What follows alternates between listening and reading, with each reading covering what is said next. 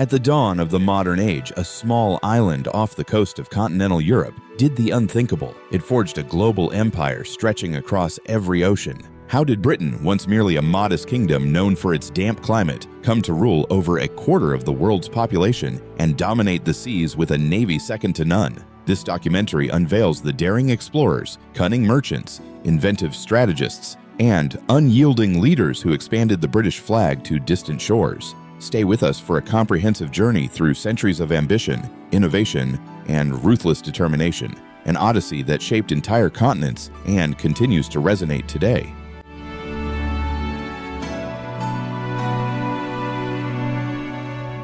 Welcome to Empire Unbound, How Britain Conquered the World. In this video deep dive, we will explore the pivotal battles, pivotal treaties, and pivotal personalities that turned a relatively small kingdom into a sprawling global empire. From the earliest colonies in North America to the grand scramble for Africa, from the East India Company's mercantile might to the unstoppable Royal Navy, we'll examine how these forces converged to create what many believed was an everlasting empire. Our story will take you across the seven seas and through centuries of warfare and diplomacy, economic upheavals, and cultural exchanges. You'll witness the improbable victories at sea that cemented Britain's maritime supremacy, the cunning political moves that secured commercial hubs, and the relentless drive to transform entire regions under British rule. If you've ever asked how a country geographically smaller than many of its competitors could impose its will on countless millions, you're in the right place. Buckle up for a sweeping saga of power, profit, and paradoxes that continue to shape the modern world.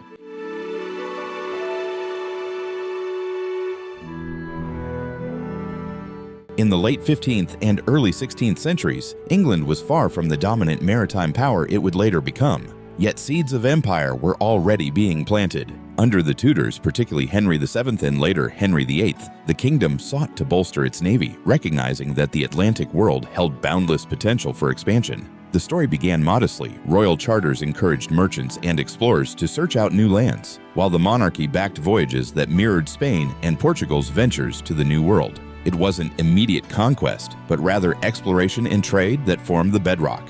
Early figures like John Cabot made transatlantic forays, laying claims in North America. Though overshadowed by Spanish conquests in South America and the Caribbean, England quietly positioned itself for future exploits. Privateers, essentially state-sanctioned pirates, raided Spanish galleons, reaping silver and gold. This blend of semi-legal and outright piratical activity both enriched the crown and fueled national confidence. Domestically, the Protestant Reformation under Henry VIII broke England from the Catholic Church, igniting religious fervor that dovetailed with imperial ambitions. Many English saw Catholic Spain as a rival to be challenged on the high seas. By Elizabeth I's reign, figures like Sir Francis Drake became folk heroes, circumnavigating the globe and looting enemy ships. These daring escapades not only undermined Spain's maritime monopoly, but also forged a bold, seafaring identity for England. While the country itself remained smaller and less populous than continental powers like France, the stage was set. A robust navy, the lure of overseas riches, and a growing sense of national destiny laid the cornerstone of a future empire. Though it would take another century and more for Britain to truly blossom on the global stage, these initial voyages and mini-wars against Iberian giants sowed the seeds of ambition that would later bloom in spectacular fashion.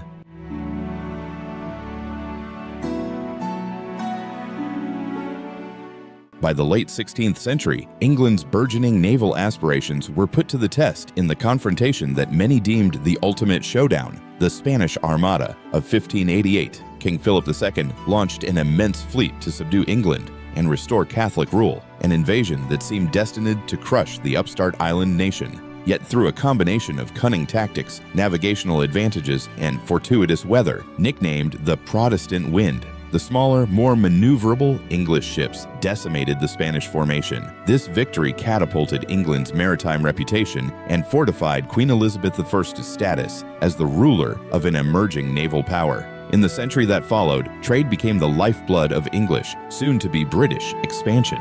The formation of joint stock companies such as the East India Company, EIC, signaled a new era where commerce and conquest went hand in hand. Chartered by the Crown but operated by private investors, these companies ventured to Asia and beyond, forging monopolies in spices, textiles, and other exotic goods. Successes in the East Indies and the Indian subcontinent elevated England's economic might, enabling the monarchy to underwrite further naval growth. Naval infrastructure mushroomed at home. Ports like Portsmouth and Plymouth became formidable fortresses dotted with shipyards that pumped out warships. British admirals refined tactics that maximized the advantage of broadside cannons, line of battle formations, and logistic supply chains that stretched across the Atlantic and Indian Oceans. Rival powers, including France and the Netherlands, tested British strength repeatedly, yet each skirmish served as a crucible, hardening British naval doctrine. By the dawn of the 18th century, Britain was well on its way to achieving maritime dominance. Its navy protected convoys laden with wealth from colonial outposts, deterred enemy fleets, and enforced blockades that strangled rival economies. This fortress at sea was not merely for defense, but a springboard for future imperial pursuits. The seeds planted by Tudor ambition and Elizabethan daring had blossomed into a system where sea power fused with commerce, forging Britain's path to global hegemony.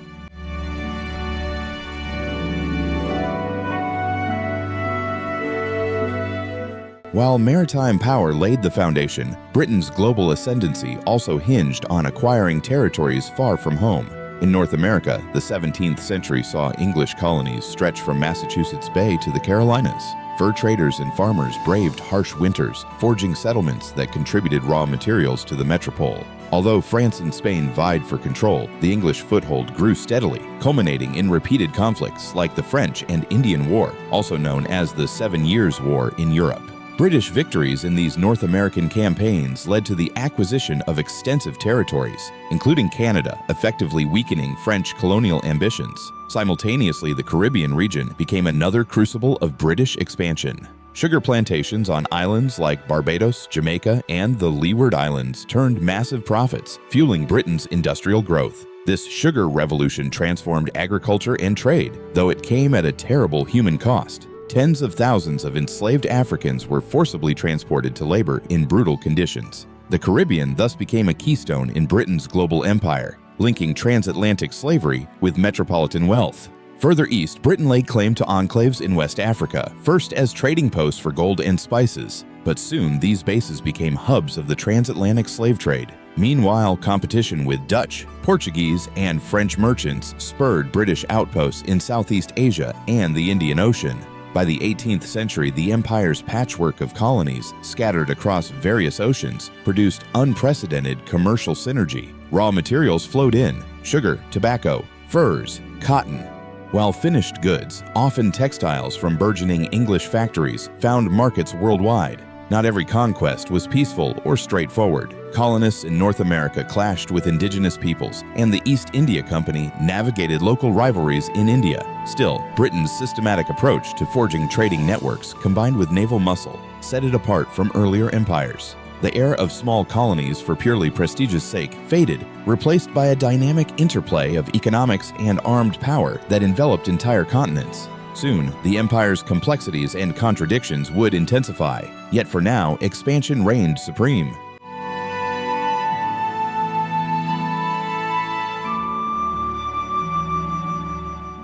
For many historians, India represented the pinnacle of Britain's global empire. What began as trade footholds under the aegis of the East India Company, EIC, evolved into a sweeping dominance over the subcontinent. The EIC initially secured coastal enclaves like Bombay, Madras, and Calcutta, using treaties and local alliances to protect commercial interests in spices, textiles, and later opium. Over the 18th century, the company fielded private armies staffed by both British officers and Indian sepoys, enabling them to exploit the political fragmentation of the declining Mughal Empire. The watershed moment came with Robert Clive's victory at Plassey in 1757, which effectively allowed the EIC to assume control of Bengal.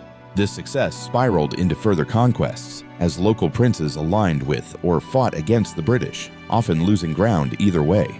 By the early 19th century, large swaths of India were administered directly or indirectly by the EIC. Heavy taxation funded more conquests, fueling both British coffers and the company's own expansion. Infrastructure projects like railroads and telegraphs, initially meant to streamline resource extraction, later unified the subcontinent in ways unforeseen by local rulers. However, the EIC's rule was rife with corruption and cultural insensitivity, culminating in the Indian Rebellion of 1857, sparked by sepoy discontent over rumored bullet casings greased with animal fat The uprising spread rapidly. Though eventually crushed, it exposed the fundamental instability of private company rule. Britain responded by dissolving the EIC and placing India under direct royal authority, inaugurating the British Raj in 1858. Henceforth, the subcontinent became the empire's jewel in the crown, both for its vast resources, cotton, tea, spices, and later industrial goods, and for its symbolism of British supremacy over an ancient, populous land. Grand rail networks, bureaucracies, and military garrisons solidified British control, but dissent simmered beneath the surface. While empire builders hailed India as a testament to Britain's civilizing mission, many Indians saw it as a burdensome yoke, one that would eventually be shattered by a rising tide of nationalism in the 20th century.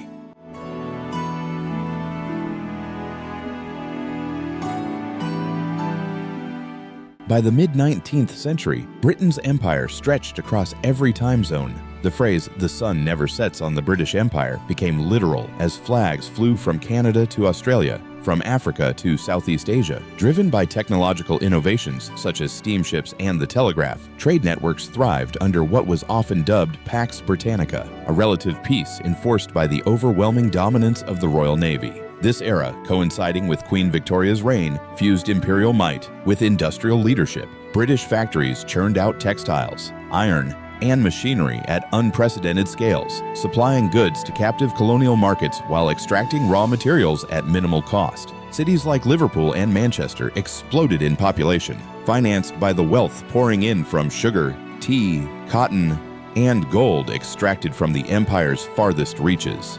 British explorers, sometimes hailed as heroes, other times seen as opportunists, charted unclaimed territories in Africa, Asia, and the Pacific, raising Union flags wherever they deemed opportune.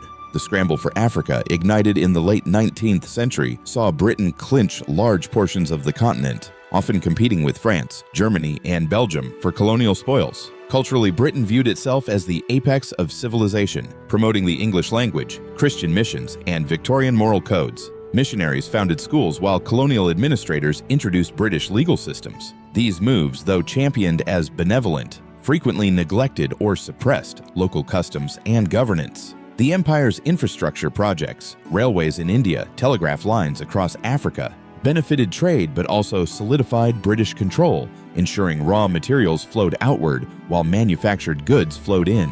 Politically, Britain emphasized a balance of power in Europe, forging alliances or engaging in gunboat diplomacy to protect far-flung interests. Occasionally, conflicts flared, like the Opium Wars in China, fought to secure Britain's commercial privileges. Yet, for decades, no single rival could match Britain's maritime strength. The empire, at its zenith, championed free trade doctrines that conveniently favored its industrial advantages. Despite the empire's immense success in forging a global market, seeds of discontent, economic exploitation, racial hierarchies, and political subjugation spread across colonial societies. While the Victorians marveled at Britain's unstoppable progress, storms of change were brewing just beyond the horizon.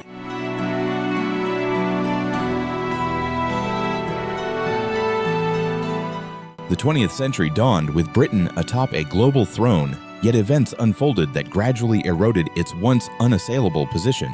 The Boer War, 1899 and 1902, in South Africa, for instance, exposed the empire's vulnerabilities.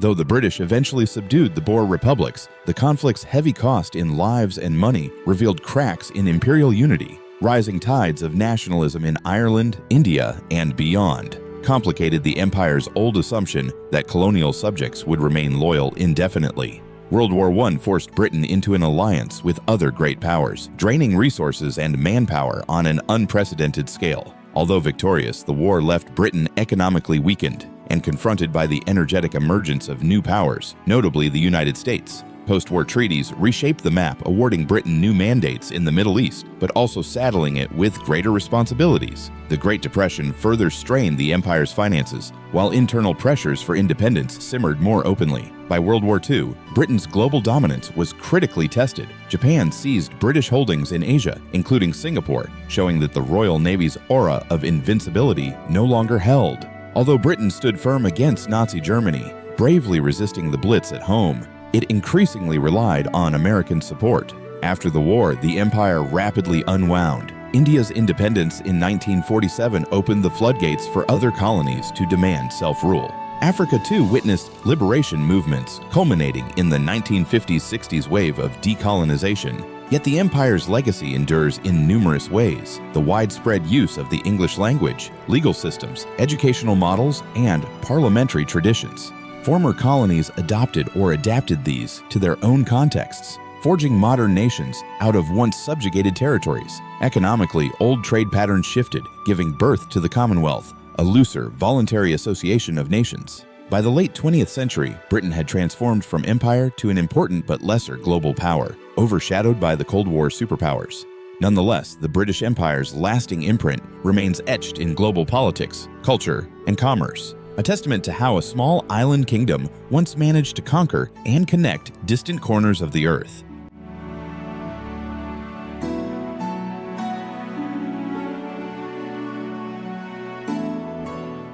Thank you for joining us in Empire Unbound, How Britain Conquered the World. Across the centuries, we've traced Britain's rise from a modest kingdom to a globe-spanning empire, exploring how maritime ambition, strategic conquests, and economic prowess forged a legacy that still resonates around the planet. If you've enjoyed this 2-hour odyssey, please remember to like, share, and subscribe so we can continue bringing history's pivotal stories to life. In every port city and every region once under the Union Jack, echoes of Britain's imperial era persist in language, law, and cultural practices. It's a saga both triumphant and tragic, a tapestry woven from exploration and exploitation, conflict and cooperation. As we reflect on the empire's far-reaching impact, we glimpse how history's grand arcs are shaped by trade, technology, and, above all, human will. From Henry VIII's early navy to the dissolution of empire post-1945, Britain's story stands as a testament to how power can remake the world, and how the world, in turn, remakes power.